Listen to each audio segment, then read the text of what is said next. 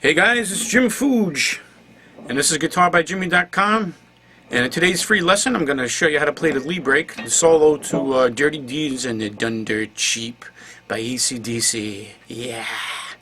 Anyway, it's a great song. I love AC/DC. Angus Young, let me give my little brief history here. Angus Young is a great player, man. He's just a real blues player. He just, put the guitar on, plug it in. I mean, that guy just, I'm pretty sure he doesn't use any effects. He just throws his chord on and right into about 10 Marshalls. So, he's no nonsense guitar player, man. He's a great, obviously his foundation's in blues. He's a great blues player too. He's just got that, he's got a cool feel, So anyway, so let's go over, I see a lot of people get this wrong, so that's why I want to kind of set the record straight, as I always do on my website. So I want to teach you, what he's really doing in this lead break. So the first thing is, if you want to play this like Angus has got what I call jumpy fingers. He's got like jumpy fingers, you know what I mean? That's his style, if you notice.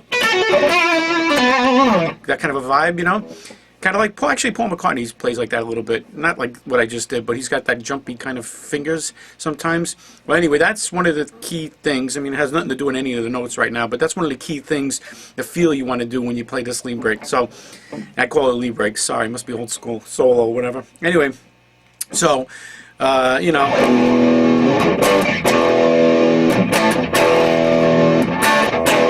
Great dirty deeds and the done dirt cheap. Oh, dirty deeds and the done dirt cheap.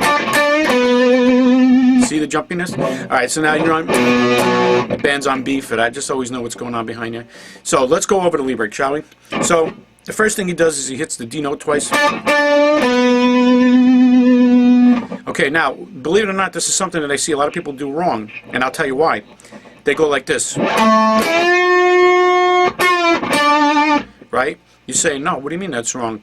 Well, it's not exactly what he's doing. Here's why, and I think this is on purpose too, because Angus Young, although he's a play-in-your-face kind of blues player, he's got finesse. He's not, he's not a 2-year guy doing this. He's been doing it a long time. So my point is that he doesn't hit this A note really. Everybody accentuates this A note. It's not this. It's not. If you listen to it, it's this. He just tucks it in. It's this. Listen to that. See how I just tucked it in? I'm sure he did that on purpose. So the A note is there. It's just not so pronounced. And it's not even picked. It's just tucked in.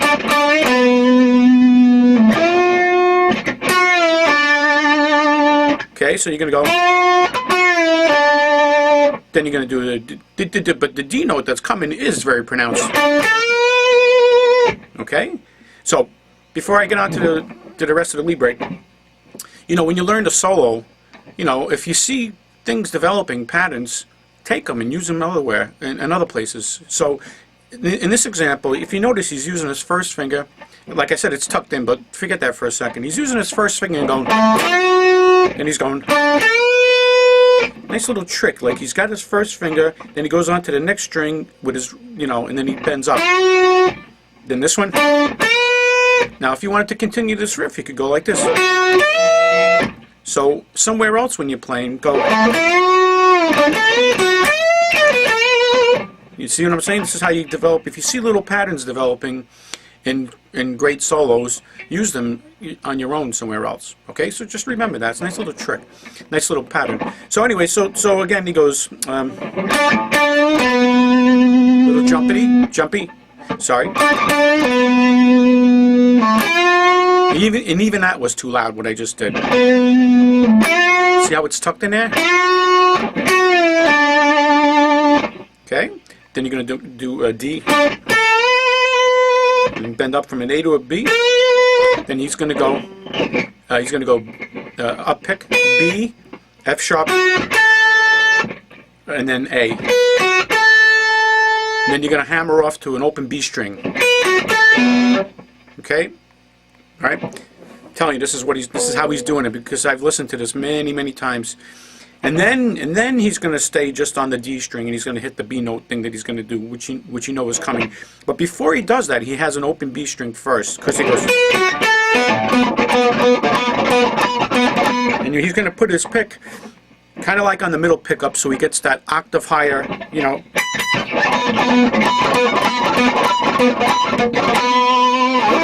Little bit of that too. So don't 4 times like kind of thing rhythm. But the first time it starts is with the open B. Just pull off onto it. So I didn't count, but you get the idea. So the first thing that starts that B kind of thing is actually the open string. So that's the little trick of this part of the break. See? You want to get this thing in this higher octave. You know, and he's going back and forth between like a regular B note and this octave thing. Okay, and then you got this fast blues riff coming up, right? So the next thing is after that is. Okay, so there's a lot of hammer-ons coming up. So it's B, D, B. Okay, and then you're going to do kind of the same thing on the B string. You're going to do F sharp, A, and F sharp. Okay, then you're going to do A flat, F sharp. Okay, little blues thing. See, again, he's a big blues master. So, okay, then you're going to come down in the pentatonic.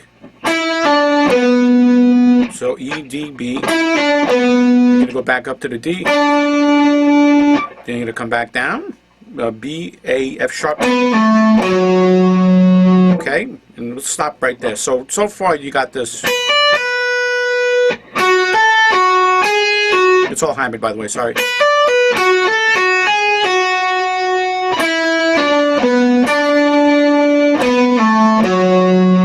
Okay, then you're gonna, and that's it. You're gonna hit B twice, but you're gonna space it out a little bit. Okay, if you listen to the phrasing of how he's doing it. But these are the notes. So you hit B twice. Okay, then he's gonna go with those jumpy fingers. He's gonna bend from an E to F sharp. A little of that in afterwards too. It sounds like this at the end of that phrase. It sounds like this. It's not. If you listen very carefully, the rhythm guitar player is hitting that D, and that's what you hear. But if you just try to single out Angus's playing, he's not hitting. It's kind of like a ghost note. You're hearing the rhythm guitar player hit that D, but Angus is only going. So there's a little funny space there, you know. So those guys are good players together, man. They really complemented each other well. So again, it's fast too.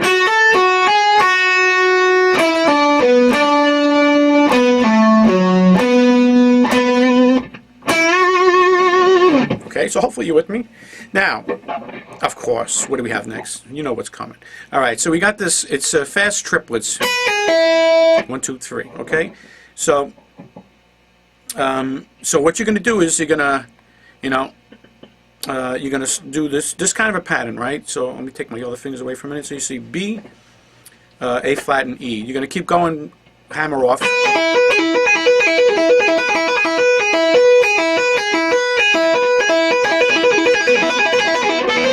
Right, so, okay, so, and just another thing to set the record straight is he's not picking this. I'm telling you. I've seen people go, they're picking it religiously. It's not picked. So it's a lot of stamina. And tell you the truth, you can hear him getting a little tired at the end, and I'll explain why. So the right way to do this, by the way, this is a little sub-mini lesson too, is when you're doing something, any hammer-on, you want to make sure that the other strings are quiet, right? So if I start hammering,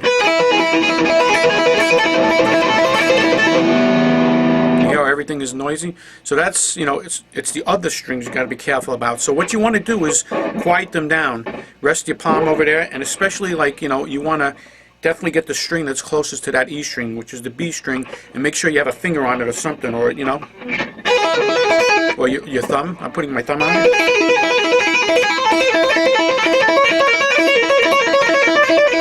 And this is, by the way, this is good stamina. If you can do this without a mistake, it's good. So, okay, so that's that. So what's he doing? All right, so the best way to remember this is he's doing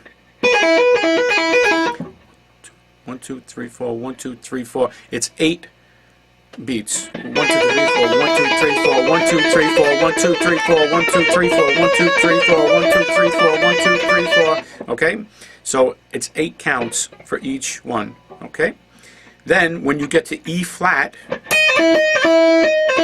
then it speeds up into twice as fast, and therefore it's only 4 counts. Okay? 1, 2, 3, 4, 5, 6, 7, 8. 1, 2, 3, 4. 1, 2, 3, 4. 1, 2, 3, 4. 1, 2, 3, 4. 2, 3, 4. 1, 2, 3, 4. Now 1, 2, 3, 4. 1, 2, 3, 4. 1, 2, 3, 4. 1, 2, 3, 4.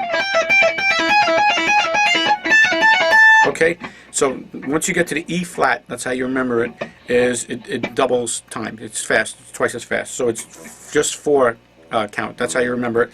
Then, so where does he end, right? Well, I have to be honest, it's really hard to tell because he gets a little tired towards the end.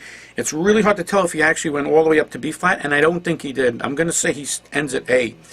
And now, this is another mini lesson. Well, sometimes it's not just about your ear only, it's about being a detective. You got to piece together sometimes a puzzle. And what I mean is that when he's done finally with this lead break, he's going, right? So he must be at the A note when he does that. Now if he did it from, if he really went to B flat as the last one, it's definitely not bending from B flat. He's bending from A. Now could he have gone, I guess he could have, but I would have heard it going backwards, and I don't hear it going backwards. So see how I'm piecing together this puzzle? It's like being a music detective. This is important when you figure stuff out. Sometimes you got to think about the whole lead break and put together the puzzle and figure out what really is going on. So again, if he's ending, I know for sure he's bending from an A. You can hear it, right? So therefore, number one, now we know for sure the last thing he's on is definitely this, right? Again, could he have gone up to B flat, come down for just one quick shot and come back down to A? Yes, he could have, but I didn't hear anything descending. I would have definitely heard descending. So another thing, right? I don't hear it descending. So therefore, all things considered and put together, I'm going to say he does end on A. That's where he stops this riff. Okay? You see how you put together the puzzle? So, right? I'm picking it now because I'm stopping, but so that's it. So that's the lead break. And you know, let's try it together slowly, all right? So again, when you get to the E flat is when you start going twice as fast. So only four counts for each one, and you stay at the A, and then that's the last one. You just stay there till you're ready to finish, okay? So let's start it from the top. Little jumpy. See, that was even too loud. So that's what makes me think that he did it on purpose, because he's got a lot of finesse, man. He's not just kind of play. He's not just only that. He's got a lot of blues finesse, which is something the blues guys would do.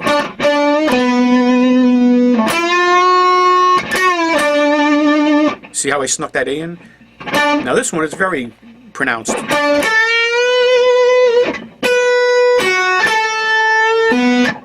Okay.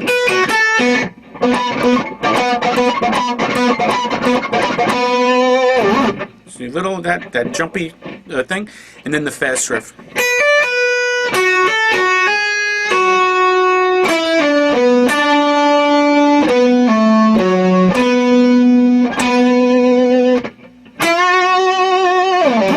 A little bit of that.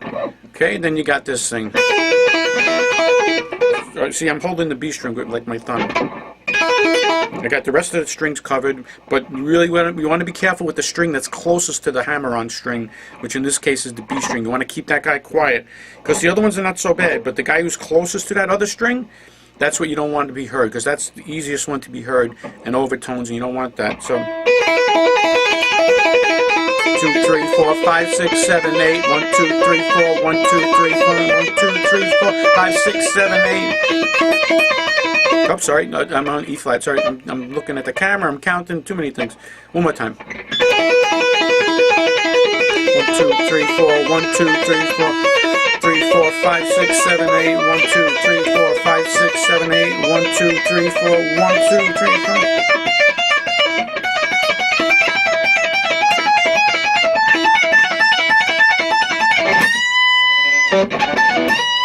And I think he picks that last note. So, okay, and so by the way, if you can get through that hammer on, it means you have a good, strong, fretted hand. right? You got to be able to get to that hammer-on up to speed too, no less, right? So if you can't get to that hammer-on, that means you need to strengthen your fretted hand a little more, okay?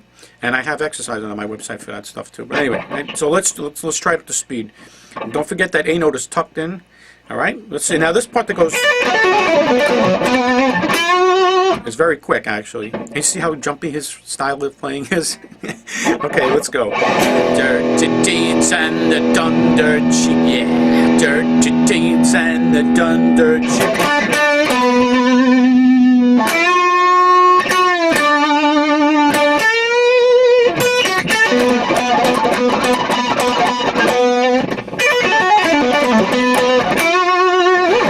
So a little diff there. Got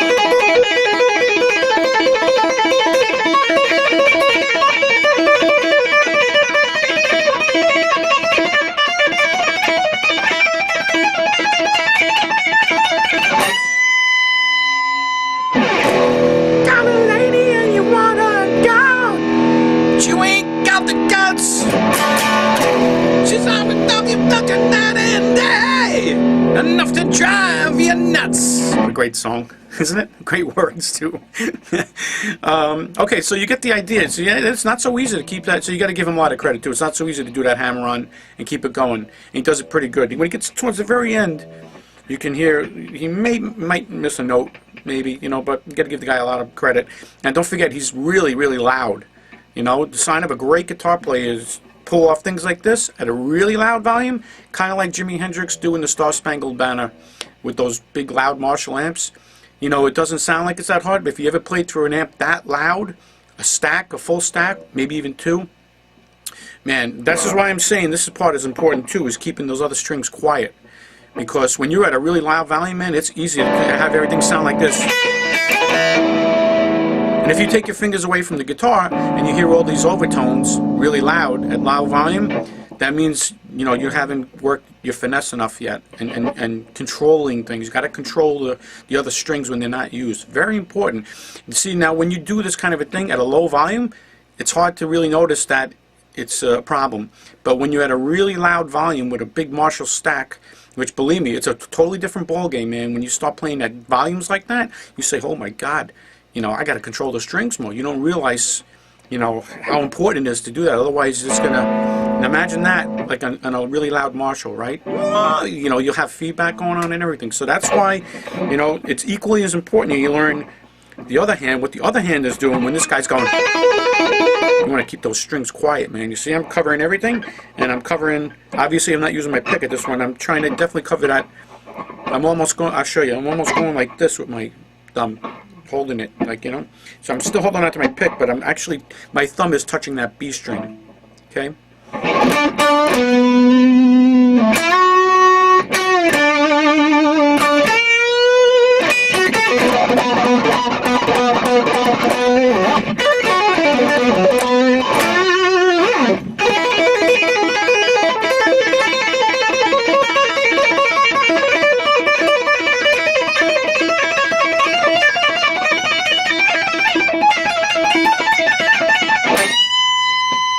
Okay, so you can see. And by the way, last thing I want to say is, you know, as this riff, not so bad, but as you get to the higher registers on the guitar, it's hard to do a riff like that. It's not, let's face it, it's not something that's common.